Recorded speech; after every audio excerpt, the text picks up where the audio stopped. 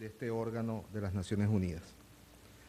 Como es sabido, señora Presidenta, el presidente Maduro no está presente en esta Asamblea General debido a un conjunto de dilaciones, obstáculos, condicionamientos y faltas de garantía para él y para algunos miembros de su delegación por parte del gobierno de los Estados Unidos, en flagrante violación a las obligaciones que le impone el acuerdo sede de esta organización. A pesar de esto, venimos a expresar la voz del pueblo del libertador Simón Bolívar. Venimos a decir verdades y a hacer algunas preguntas, con firmeza y con respeto, como nos los enseñó el comandante Hugo Chávez. A propósito, queremos agradecer en nombre de nuestro pueblo el sentido homenaje que esta asamblea le rindió al comandante presidente Hugo Chávez en marzo de este mismo año. Señora Presidenta, qué alegría nos daría estar en este recinto si estuviéramos en un lugar donde se hicieran realidad los nobles ideales plasmados en esta Carta de las Naciones Unidas. En esta se habla de preservar las generaciones venideras del flagelo de la guerra, pero la verdad es que desde este espacio se han decidido o permitido varias intervenciones militares que han sumergido a países y regiones del mundo a largos periodos de guerra y desestabilización. Nuestro Consejo de Seguridad ha devenido en un rehén de los halcones de la guerra, que cuando pueden justifican desde allí sus ataques y cuando no, le dan una patada a la mesa e igualmente hacen lo que quieren, como lo pretenden con los anunciados bombardeos a la República Árabe Siria. Señora Presidenta, también expresa nuestra Carta Fundacional que el propósito de esta organización es preservar la paz y la seguridad internacionales. Preguntamos, ¿cómo piensan algunos miembros del Consejo de Seguridad de las Naciones Unidas que podemos lograr tal propósito armando y protegiendo a grupos terroristas tales como Jabhat al-Nusra y Al-Qaeda, que representan fuerzas oscurantistas? Muchos de estos grupos, vinculados a hechos tan atroces como la destrucción de las Torres Gemelas en esta misma ciudad, niegan la existencia de cualquiera que piense distinto a ellos, sean estos cristianos, musulmanes o judíos, y profesan especialmente una carga de odio y de negación hacia las mujeres. ¿Por qué se les promueve? ¿Por qué algunos miembros del Consejo de Seguridad auspician a estos grupos terroristas camuflados bajo el ropaje de oposición política y se les permite incluso dar una conferencia en este recinto? ¿Qué opinarían los representantes de los gobiernos de países que tienen conflictos internos de carácter armado si los grupos violentos que los confrontan se les diera espacio y voz en esta sede para que justificaran su derrocamiento? En otro aspecto, señora Presidenta, el preámbulo de nuestra Carta contiene otra noble intención: promover el progreso social y elevar el nivel de vida dentro de un concepto más amplio de libertad. Pero en la realidad, la pobreza, el hambre y la injusticia crecen y crecen, y el nivel de vida y de libertades baja y baja, a partir de la imposición de un modelo excluyente, neofascista diríamos, como lo es el modelo neoliberal.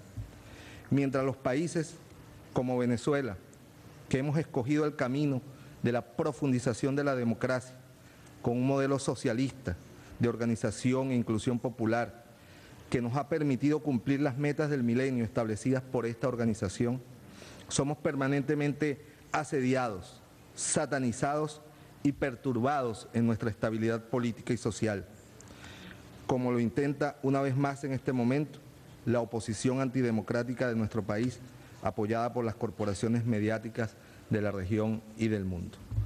Señora Presidenta, el artículo 2, numeral 4 de la Carta de las Naciones Unidas expresa de manera taxativa que los miembros de esta organización se abstendrán de recurrir a la amenaza o el uso de la fuerza contra la integridad territorial o la independencia política de cualquier Estado.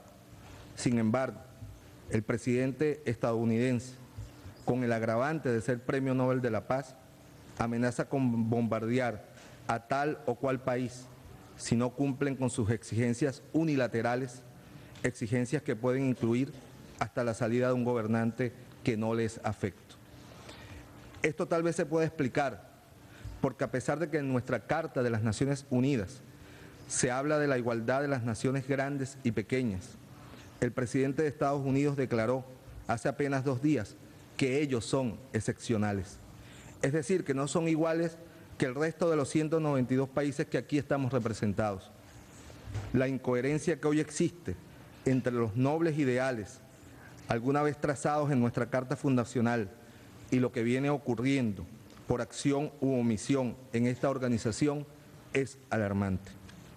¿Por qué en esta Asamblea General nadie se atreve a proponer que se sancione por las abiertas violaciones a la Carta de Naciones Unidas al gobierno que mantiene un centro de detención ilegal en la base militar de Guantánamo, en territorio ocupado de la República de Cuba, donde se practican torturas, tratos crueles y degradantes a la condición humana?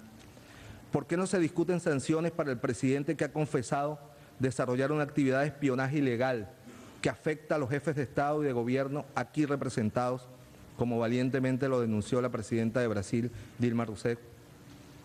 ¿Por qué no se considera crímenes de lesa humanidad el uso de aviones no tripulados, los llamados drones, que han ocasionado decenas de miles de víctimas inocentes, incluyendo niños, niñas y ancianos en el norte de África, en Medio Oriente o en regiones de Asia? ¿Por qué no se aplican sanciones al gobierno que mantiene desde hace más de 50 años un bloqueo económico ilegal y criminal contra el digno pueblo cubano, desacatando las decisiones abrumadoramente mayoritarias de esta Asamblea a favor de que cese el referido asedio? ¿Por qué no se cumplen las resoluciones aprobadas por esta plenaria que permitirían el establecimiento independiente del Estado palestino como salida pacífica, justa y duradera al conflicto árabe-israelí?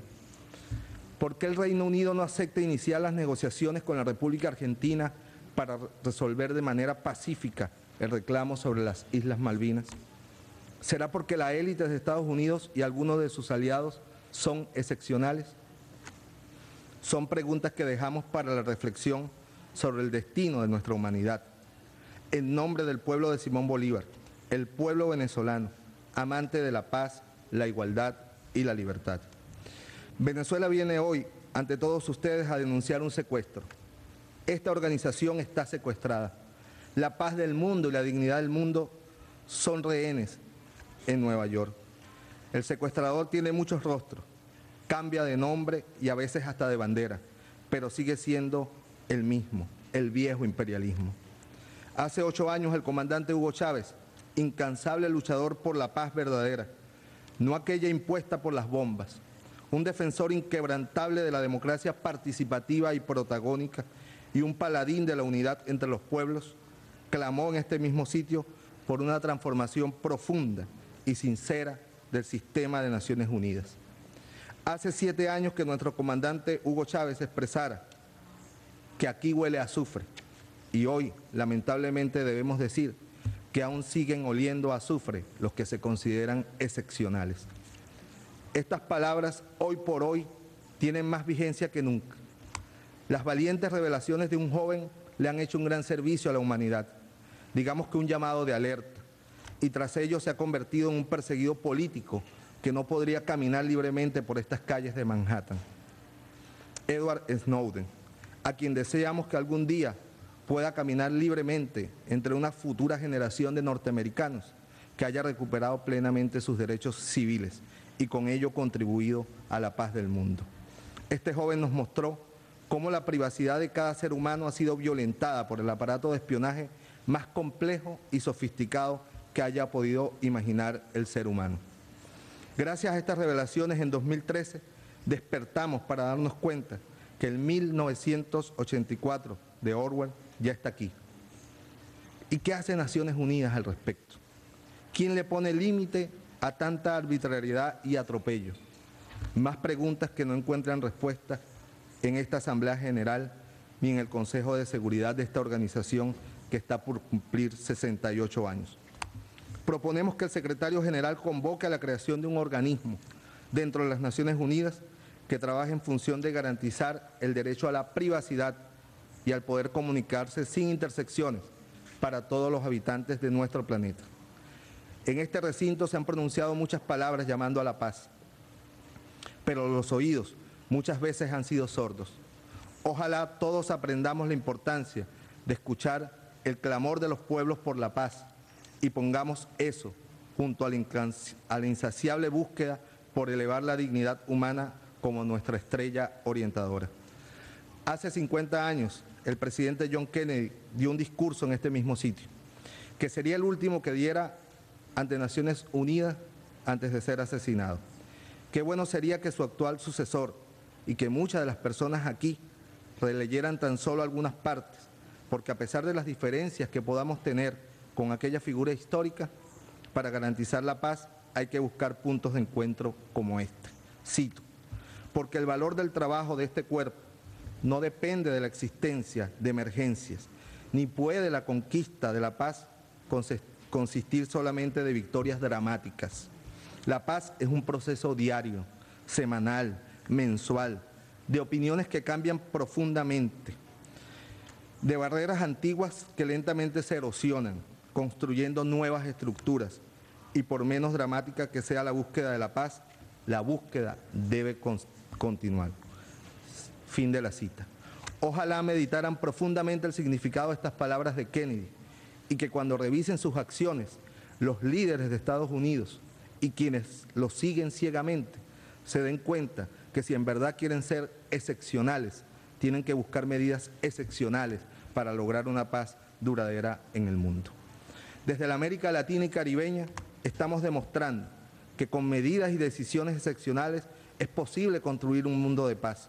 La unión en la diversidad, expresada en nuestras organizaciones regionales, Alianza Bolivariana para Nuestra América, Comunidad de Estados Latinoamericanos, Unión de Naciones Suramericanas, Mercosur, Petrocaribe, son instrumentos democratizadores de nuestras sociedades, promotores de un desarrollo económico con inclusión social y garantes de la estabilidad política de nuestras democracias, que nos ha permitido encontrar, frente a diversos conflictos internos o entre países hermanos, mecanismos de resolución pacífica de los mismos.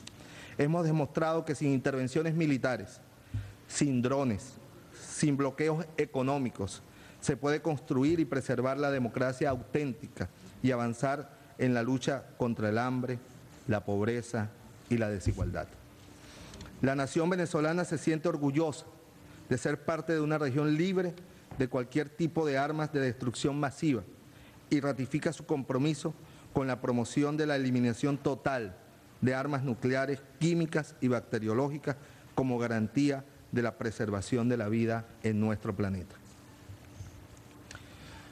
El comandante Chávez, en sus diversas intervenciones ante esta Asamblea, pidió mejorar los métodos de atención a los problemas y de resolución de conflictos, con transparencia, y señaló una necesidad que ante la realidad de hoy se vuelve fundamental.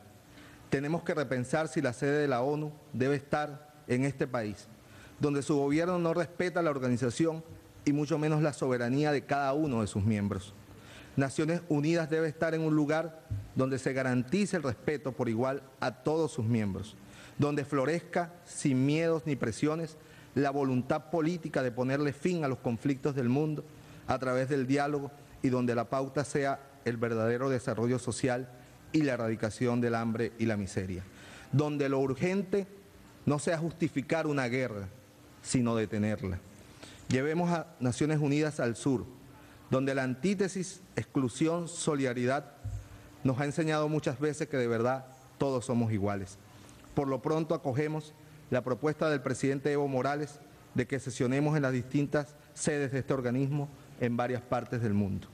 Más allá de las sombras que parecen oscurecer el futuro de la humanidad, desde América Latina y Caribeña decimos y demostramos que otro mundo es posible, donde todos y todas podamos disfrutar en paz, con dignidad y con justicia, una vida que valga la pena ser vivida. Muchas gracias, señora presidenta.